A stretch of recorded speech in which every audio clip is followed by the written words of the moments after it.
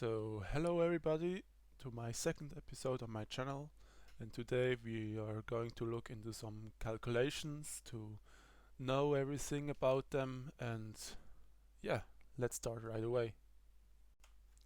I already made some code here, as you can see, and that's from over here, but I will explain everything what is done here so you can understand and I can learn on the way I do it.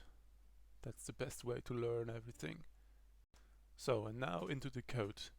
Here we have the counts. That's basically what I figured out. It's just to write everything that will be in the code in your next line here. And as you can see, we have written 7 plus 3. Because it's not in something like this here, like when I start it now, it will be 7 plus 3 written here because I put it in here. But when I put them away, the whole system works as a calculator and we get 10.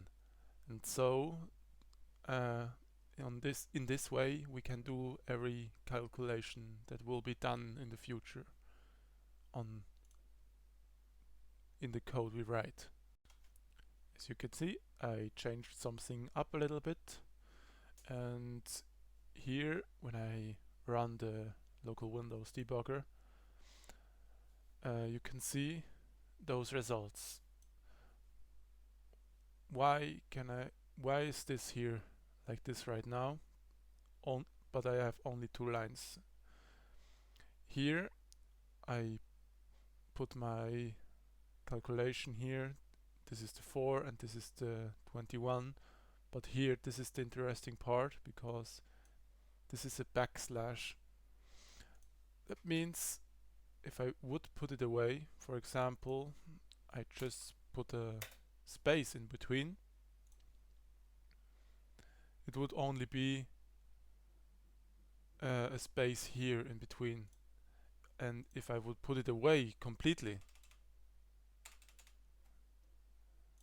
and then run it, then we would have 421, but we don't want that. You can use that somehow to make some combinations, but it's not necessary. Maybe in the future if you want, but it's confusing. I would rather recommend to do the calculation in one. It's better. And I figured out something more. I don't know why it works or not, but if you put this return to 0 away, then it can just run like normal. And I think we will figure that out soon in the process while we learn. And yes, we continue. I wrote some more code here, and as you can see, those are almost similar. I just wrote this that it is shown when I run it, and as I run it, you can see we have here 7 divided by 2 equals to 2. It's obviously not completely correct because there is more to it because it's uneven, but if you write it like this, it will only show the even numbers. It means 2. And if you write it 7.2 divided by 3.0, it will show you what you want to see. If you need more digits behind it, there are still options in the C++ that you can do it, but for now we are okay with that. And here we have some other kind of division, but it's not completely that division that you think of, because it only shows us the rest that will be when we have divided. So for example, 7 divided by 3 will have a rest of 1. And when we change that to, for example, 8, there should be a 2. And there is a 2. And this works like that it can handle all the rests. Let's go to the last calculations of the day. Those are here. Just the 7 plus 3 multiplied by 5, it should be 22, and the 7 plus 3 in the brackets multiplied by 5 should be 50. And it's like every other calculation, just made like that. And you can run that and you can see it's 22 without the brackets and 50 with the brackets, and that's how it's done. That's it for today's video, and I just want to say why I'm exactly doing this.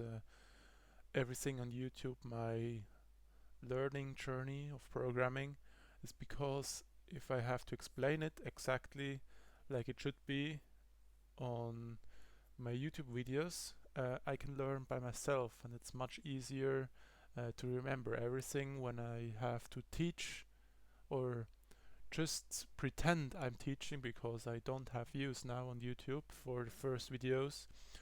But I learn much more quickly, and all the stuff that I learn will be stuck in the brain after that, and I can always rewatch it if I want to.